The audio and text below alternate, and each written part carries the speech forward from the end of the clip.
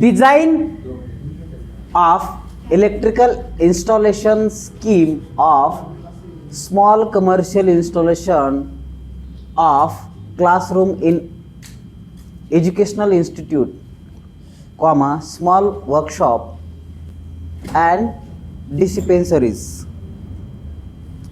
तर या पद्धतीची डिझाईन आहे. त्यातला एक सॅम्पल घेतला आपण, पहिलं एक सांगतो. ओके, आता हे कशाचं आहे? क्लासरूमचं, किंवा इथं काय म्हणलं यांनी? रेस्टॉरंट म्हणलं आहे.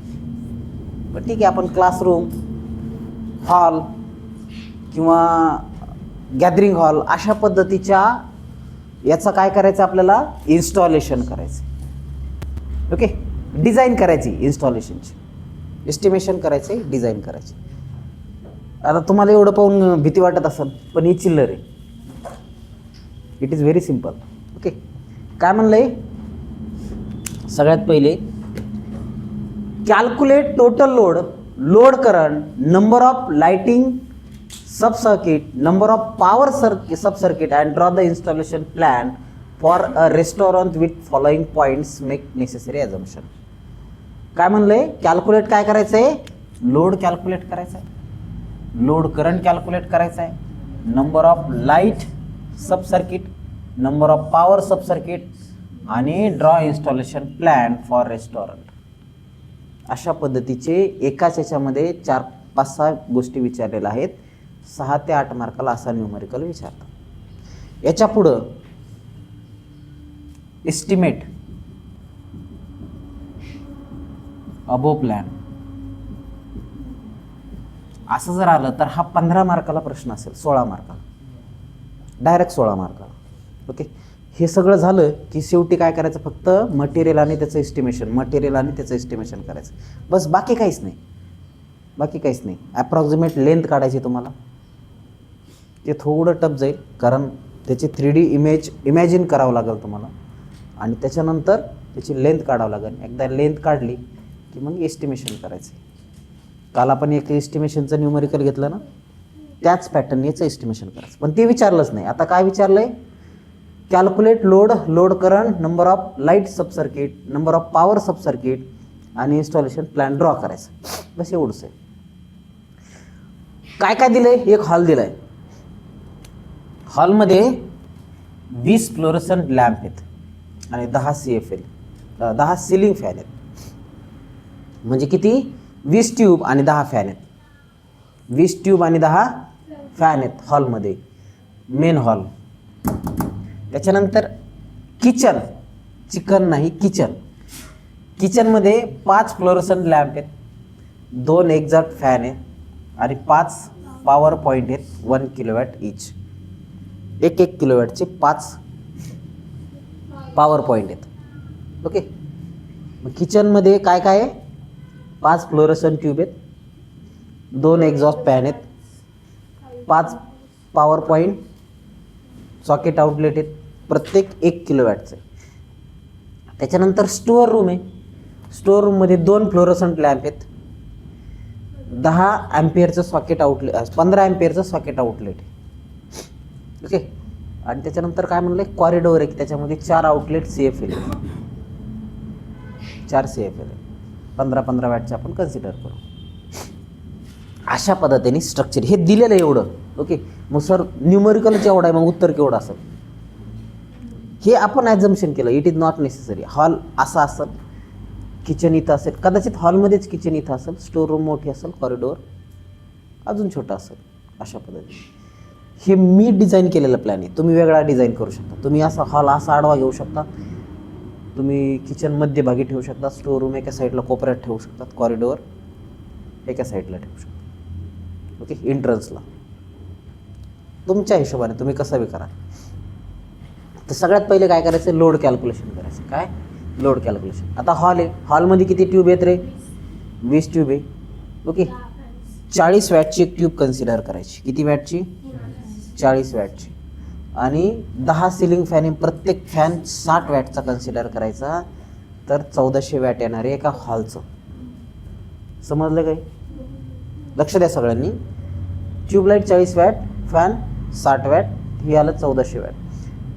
किचनचं किती? 5 ट्यूबलाईट आहेत.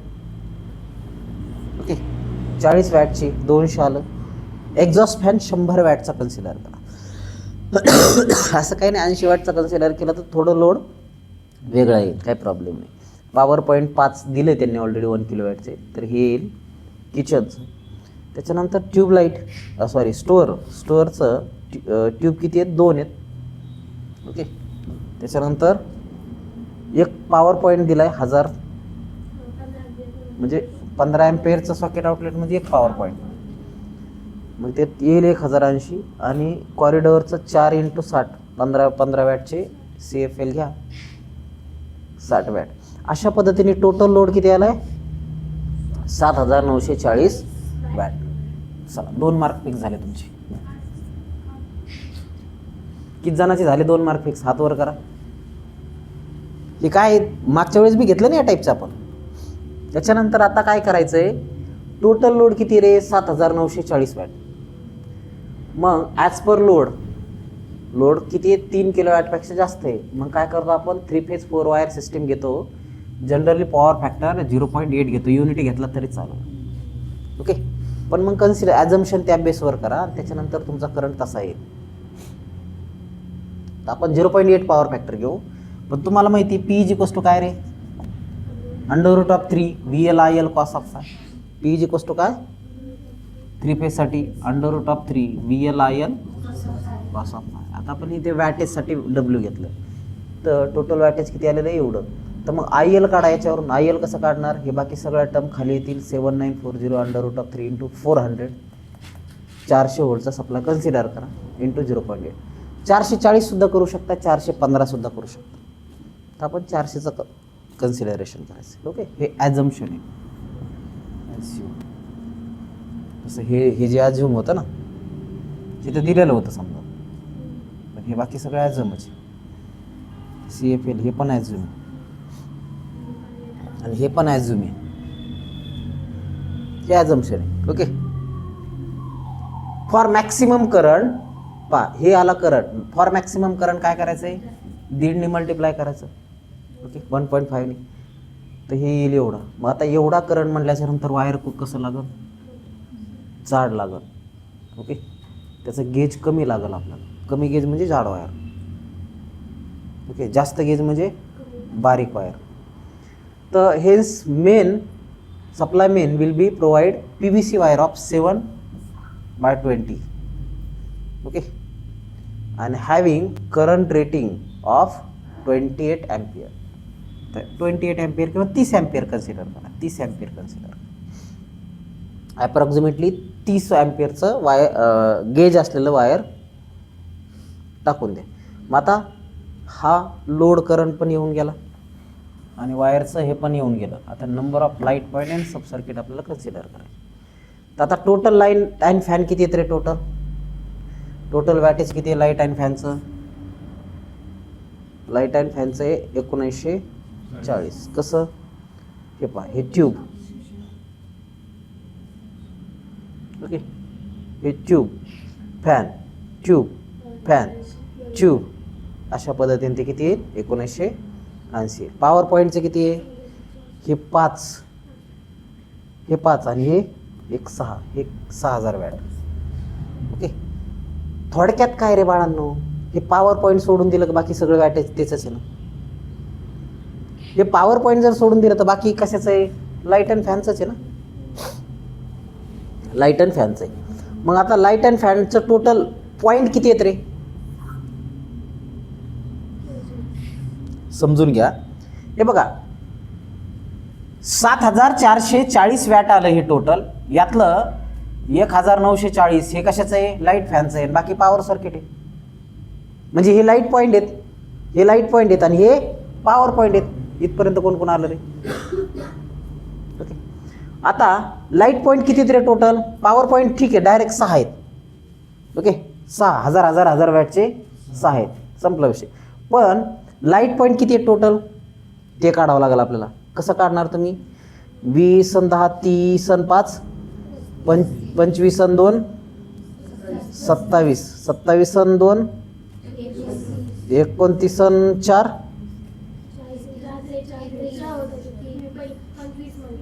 20 आणि 10 30, 30 आणि 5 35, 35 36 37, 38 39 40, 40 नाही 40 नाही, 39 आणि 4 43 पॉईंट आले. समजलं का? तर हे लाईट पॉईंट किती आले 43 आणि पॉवर पॉईंट किती आले 6. तर पॉवर पॉईंटचे सर्किट बघा, सगळ्यात पहिले आपण काय करू, लोड इन पॉवर सर्किट 2000 भागिले हे घ्या, तर हे एवढा आला करंट कशाचा, एका सब सर्किटचा. ओके, हा मॅक्सिमम कन्सिडर करायचं म्हणजे याला दीडपट गुणा. तर पॉवर पॉईंटचं करंट रेटिंग किती येईल 20 एम्पियर येईल. पॉवर पॉईंटचं करंट रेटिंग किती आहे 20 एम्पियर. मग 30 एम्पियरचा ICDP घेऊन टाका. ओके, तसंच सब सर्किटचं काढायचं. आता सब सर्किट किती असतं रे, एक मॅक्सिमम 800 वॅट. पण आता आपल्याकडे बघू आपण किती येते.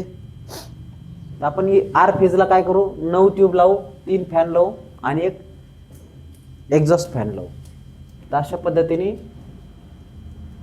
9 गुणिले किती 40, 9 चौक 36, 3 गुणिले 60 प्लस हे 100 किती आले 360 प्लस 180 प्लस 100 किती आलं 640. हे आर फेजला घेऊ, तसंच वाय फेजला घेऊ आणि बी फेजला थोडं वेगळं घेऊ. 3 9 क्यू 4 फॅन 4 CFL. सगळं कव्हर झालं, सगळं कव्हर झालं ना लाईट पॉईंटचं. आणि पॉईंट 43 आले का, 9 1 9 9 2 18 9 3 27 9 9 4 36 37 38 39 40 41 42 43. ओके, हे 43 पॉईंट अशा पद्धतीने स्प्लिट केले. आर फेजला काही, वाय फेजला काही, बी फेजला काही. मग आता आर वाय बी आणि न्यूट्रल अशा पद्धतीने कनेक्शन करायचे. ओके, तर आता इन आर फेजला आता बघा एकाच याच्यात कनेक्ट करता येईल का रे 13 पॉईंट नाही, एका याच्यात किती करता येतात 10 कनेक्ट करता येतात. मग आपण काय करू, ट्यूबलाईटसाठी एक सब सर्किट देऊन टाकू, डायरेक्ट ट्यूबलाईटसाठी एक सब सर्किट. त्याच्यानंतर बाकी 3 फॅन आणि एक एक्झॉस्ट फॅनसाठी आपण काय करू, दुसरं सब सर्किट देऊ. तर हे किती आलं 280 प्लस नाही हे मिळून 280 प्लस हे 180 प्लस हे 100.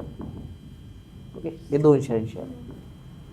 तर मग हे 280 आणि हे 360 आणि हे 280 म्हणजे 640 चा सप्लाय आपण 2 याच्यामध्ये केला. 2 सब सर्किट घेतले आपण. आर फेजला 2 सब सर्किट घेतले. तर हे आर फेज आहे ना, तर हे 2 सब सर्किट घेतले. येतं लक्षात, आर फेजला 2 सब सर्किट घेतले, वाय फेजला पण 2 सब सर्किट घेतले आणि बी फेजला पण 2 सब सर्किट घेतले. तर किती सब सर्किट आले टोटल 6 सब सर्किट आले. ओके, आता एका सब सर्किटचं आपण कॅल्क्युलेशन केलं अप्रॉक्सिमेटली. एका सब सर्किटचं आय इज इक्वल टू काय 360 डिवायडेड बाय 230 इंटू 0.8. तर हे आलं ॲम्पियरमध्ये. त्याला दीडपट करा, हे आलं ॲम्पियरमध्ये. तर मग काय करायचं 5 ॲम्पियरचं रेटिंगवालं वायर घ्यायचं.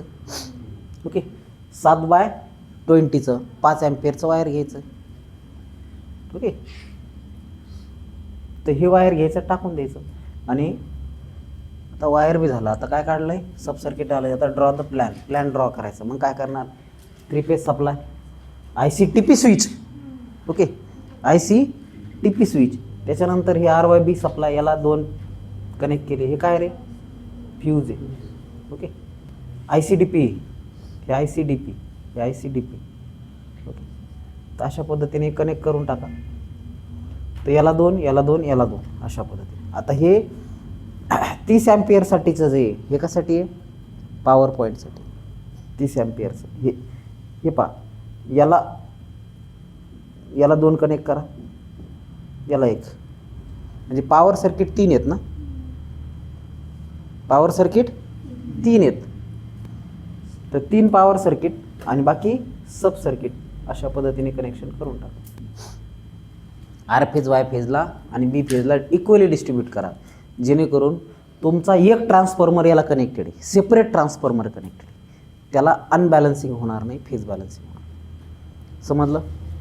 तर पुन्हा एकदा सांगतो, ही circuit diagram incoming RYB with neutral, इकडं RYB विथ न्यूट्रल हे घेतलं. आर फेजला 2 द्या, वाय फेजला 2 द्या, बी फेजला 2 द्या. तर हे 30 अँपिअरचं आहे, 30 अँपिअरचं आहे, ते बी 30 अँपिअरचं आहे.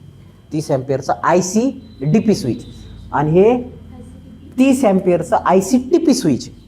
आता 30 अँपिअरचं दिलं इथं, मग काय करा, एक सब सर्किट पॉवर सर्किट, सब सर्किट पॉवर सर्किट, सब सर्किट पॉवर सर्किट अशा पद्धतीने घेऊन टाका. ओके. मग पॉवर सर्किटला 1 लावायचं, 2 लावा, तुम्ही ठरवा. इथं 2 लावा, इथं 2 लावा, इथं 2 लावा, 6 होऊन जातात. सब सर्किटला इथं 2 लावा, इथं 2 लावा, इथं 2 लावा, 6 होऊन जातात. आपल्याला किती लागते? 6 लागते. अशा पद्धतीने मग सब सर्किट किती लागणार आहे? 6 आणि पॉवर सर्किट किती लागणार आहे? 6. अशा पद्धतीने तुम्हाला कॅल्क्युलेशन करायचं. आता हे झालं 8 मार्कासाठी. 8 मार्कासाठी याच्या पुढचं काय? आता हे झालं. आता लेंथ ऑफ वायर काढायची. काय काढायची? Length of wire. Length of wire कशी काढणार? डिझाईन करणार, 3D डिझाईन. काल आपण बघितलं ना, इकडून वर गेला, तिकडून असा गेला, अशा पद्धतीने अशी वायरिंगची लेंथ काढायची. समजा आली ती 2000 मीटर. ओके. किती आली? 2000 मीटर. 2000 मीटर. आणि पॉवर सर्किटसाठी वेगळी असेल तर ती आली 1000 मीटर. एवढी नाही, समजा 500 मीटर. मग पॉवर सर्किटसाठी 500 आणि याच्यासाठी 1000 मीटर आली. मग 5 रुपये पर युनिटनी ही लावा, 10 रुपये पर युनिटनी ही लावा, पर मीटरने. मग त्याचं ॲप्रॉक्सिमेट कॉस्टिंग काढा. आणि बाकी तर तुम्हाला काढण्याचे. हे मेन ICTP लावलं, त्याच्यानंतर 3 मेन ICDP, त्याच्यानंतर छोटे छोटे ICDP 15 अँपिअरवाले, हे 30 अँपिअरवाले. अशा पद्धतीने त्याची कॉस्टिंग करा. ओके. तर ICDP किती लागतील? समजा आपल्याला ICTP एक लागेल 3000 रुपयाचा. त्याच्यानंतर 1 2 3 4 5 6 ICDP 30 अँपिअरवाले ICDP लागतील आणि 15 अँपिअरवाले 3 लागतील ICDP. त्याची कॉस्टिंग काढा. हे झालं हे. त्याच्यानंतर लेंथ ऑफ वायर, त्याची कॉस्टिंग काढा. त्याच्यानंतर काय लागेल तुम्हाला? केसिंग किपिंग लागेल, त्याची कॉस्टिंग काढा. त्याच्यानंतर काय लागेल? मीटर बॉक्स लागेल, मेन बॉक्स लागतील, वुडन प्लेट लागेल, त्याची कॉस्टिंग काढा. त्याच्यानंतर नट बोल्ट किंवा त्या सिस्टीम लागतील, ग्रिप लागेल, त्याच्यानंतर बोर्ड लागेल, त्याच्यानंतर स्क्रू लागतील. याची अप्रॉक्सिमेट कॉस्टिंग काढा. लेबर चार्ज टाका 5,000 रुपये, 10,000 रुपये लागतं समजा, खूप मोठं आहे नाही, 10,000 रुपये लेबर चार्ज. असं करून सगळं कन्सिडर करून 43,000 रुपये त्याची कॉस्टिंग काढा. आणि 43,000 नाही आहे, हे ICTPला नेला त्यालाच भरपूर लागेल, 1,00,000 रुपयात खर्च येईल याला. ओके. आणि ती कॉस्ट काढून त्याचं एस्टिमेशन करा. तर हे अप्रॉक्सिमेट कॅल्क्युलेशन 8 मार्काला. ते पुढचा पार्ट इथपर्यंत समजलं काय? हे 8 मार्काला. 8 मार्काला एस्टिमेशनचा पुढचा पार्ट. आणि ते लय सोपं आहे. पुढं फक्त लेंथ काढायचं आहे आणि ते चार्ट बनवायचा आहे. लेंथ काढायचा आणि चार्ट बनवायचा, झालं, विषय संपला. 16 मार्क फिक्स. येतं लक्षात? सो राईट डाऊन दिस.